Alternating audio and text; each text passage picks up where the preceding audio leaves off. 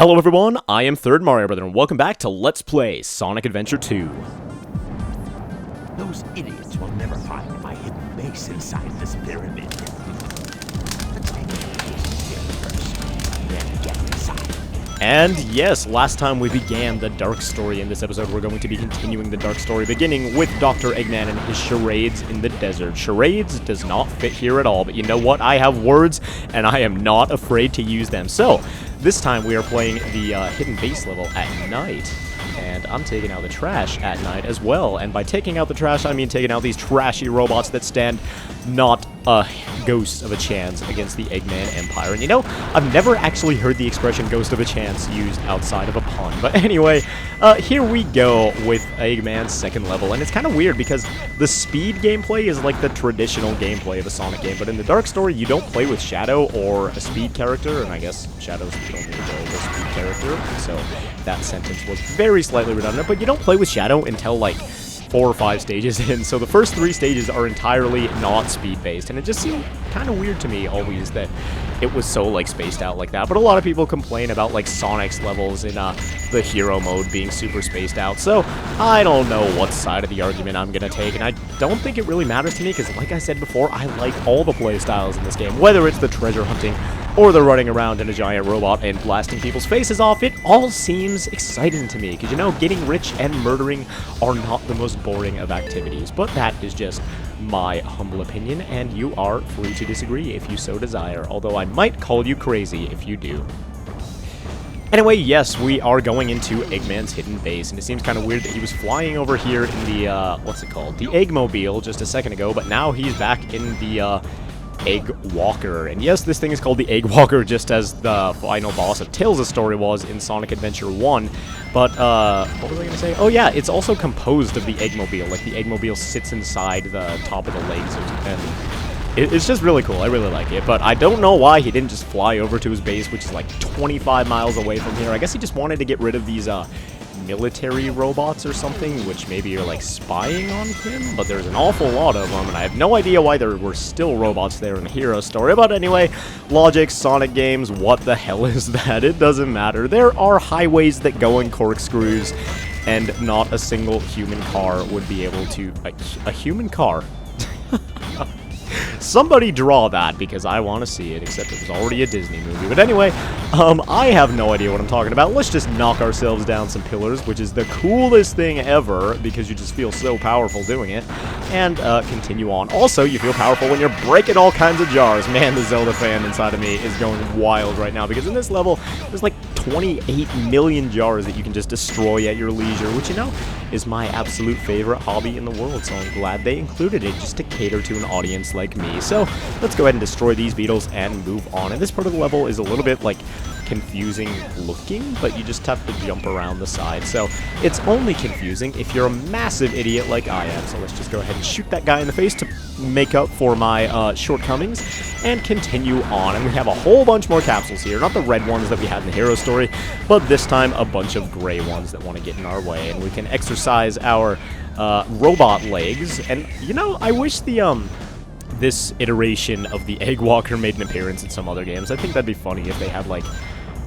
I was gonna say, like, a mode in Mario and Sonic at the Olympics. Actually, that's not a horrible idea. Have, like, a dream mode where they're in these robot suits or something. Although I haven't played the Winter Olympic Games, and I've only actually played the first Mario and Sonic at the Olympic Games. So if there is something where the Egg Walker is part of the challenge, or part of the character collection, if you will, then I apologize profusely for my lack of knowledge, although I'm pretty sure that's not a thing, because I'm pretty sure I would have heard about it by now. But anyway, let's go ahead and grab ourselves this green shield, because who wants a good shield power-up when you can have a crappy shield power-up? You know, it just adds to the challenge, and there's actually a little bit of a combo we can get here by shooting all of these TNT packs at once, and we can continue on in this manner. And yeah, looks like I missed one, but you know what? That is okay, because I am totally willing to see more explosions. And these are so, Dreamcast-looking explosions. But you know what? I am not going to complain. They remade this game in quote-unquote HD. It really was just an upscale, but I am grateful for it nonetheless. Just the reboot of the series, well, not the reboot of the series, but the reboot of this game in general, I think was one that was well-deserved because it's great. And that was a random tangent, but yosh, said Eggman, as we completed his hidden base level. So there we go. Now you know why I am the best. With the Chaos Emerald in the Space Colony Ark. I've got to find out just what's going on up there.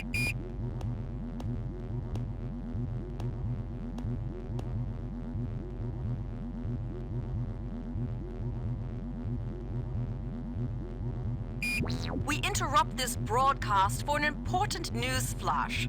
There has been a break-in at the Federal Reserve Bank today. Mysteriously, the only thing that was stolen was the Chaos Emerald. According to eyewitnesses at the scene, the suspect was identified as the world-renowned hero, Sonic the Hedgehog. The suspect was seen fleeing the scene, destroying the reserve's guard robots in his path. Stay tuned for more details. Like the work of Shadow.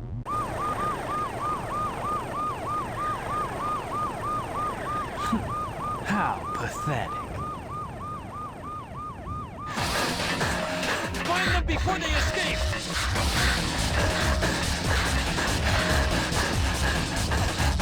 Maria! What? Shadow, I beg of you, please, Maria! do it for me. For all the people on that planet. Sayonara, Shadow, the Hedgehog. I still remember what I promised you. For the people of this planet, I promise you revenge. You know, Shadow, I think you might have read that a little bit wrong, but here we go, our first Shadow stage, stage 4, Radical Highway, and I love this stage, and I think everybody who's ever played this game loves this stage. This is on my top 5 favorite stages, probably. Not that I can name the other 4 for you right now, but this stage is absolutely awesome. It's so much fun, and oh my gosh, it is a great opening to Shadow's role in this game, and I absolutely love it. But, one thing to note about the Sonic universe is that evidently every single person on Earth is blind.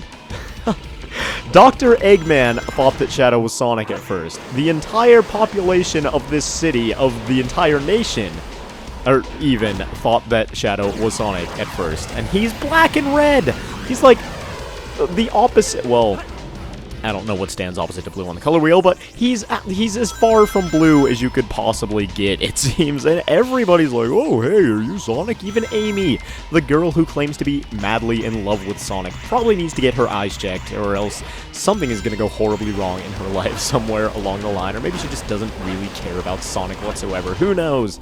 Either way, this is our first stage of Shadow, and it is super fast-paced. Like, this one, I suppose it might be in part because it's, like, so easy, because it's the first speed-based stage in the Dark Story, but it's a super fast one, and I love it so much. And we can just go ahead and flip ourselves up here. Forget about those 2 robots down there, even though they have a couple hundred points to offer to us, probably.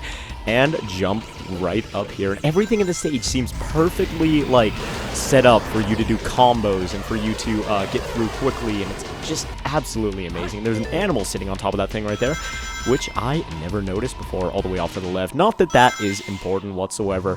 Anyway, here we are, Radical Highway. This was the stage that I replayed over and over and over when I was little to get, not animals, but what are they called? The little glowy things for my Chow. And for some reason, I locked on down there. Can I just go up, please? Yes, I can, because I missed that flip earlier that would have taken me up here and been a heck of a lot easier than that method. But here we go. We can continue on over here. Whoa! Apparently, Shadow has other plans. All right, let's go ahead and roll through this thing, which looks like one of those, like, squishy rolling pin things that you go through in, like, not bounce houses, but those little, like, obstacle course houses. I have no idea what they're called, and I have no idea what I'm rambling on about, so let's just go ahead and homing attack ourselves over here. And we have a giant plane there, which, I think Omo Chow tells you is super dangerous or something like that, but it's not all that dangerous. It's just really loud, and I had no idea. I think you can destroy it with Shadow still, but I know you can destroy it with Tails, and guns and stuff like that, but I don't know if you can destroy it with Shadow. It terrified me when I was little, but only because it makes a whole lot of noise. It never really poses that much of a threat if you're moving whatsoever. Either way, let's go ahead and jump up here, and we have a speed blimp and a got ring blimp. Oh man, Sega, you really thought that joke out, didn't you? But we also have a knight's head off to the left there, which I think is a cool little reference, and we can continue along here and run through tons and tons of loop-de-loops. Now, this was the game in this, in the Sonic franchise where things started getting a little bit more automated. Like, if I ran up one of these loop-de-loops really slowly, it would make me automatically run super quickly through them without, like, any input on my part. So, unfortunately, not everything is 100% player-controlled this time around, but it's really not that bad. And, it still feels like you're the one who's in control and responsible for all the movement and stuff. So there we go, our first stage with Shadow, and it went not terribly well. We got a B rank, dang it. I almost always get an A rank on that stage. Oh well, whatever.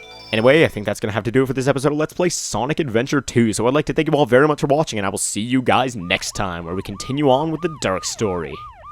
What? It all starts with this. A jewel containing the ultimate power. That's the Chaos Emerald! Now I know what's going on. The military has mistaken me for the likes of you. So, where do you think you're going with that emerald? Say something, you fake hedgehog! Chaos control!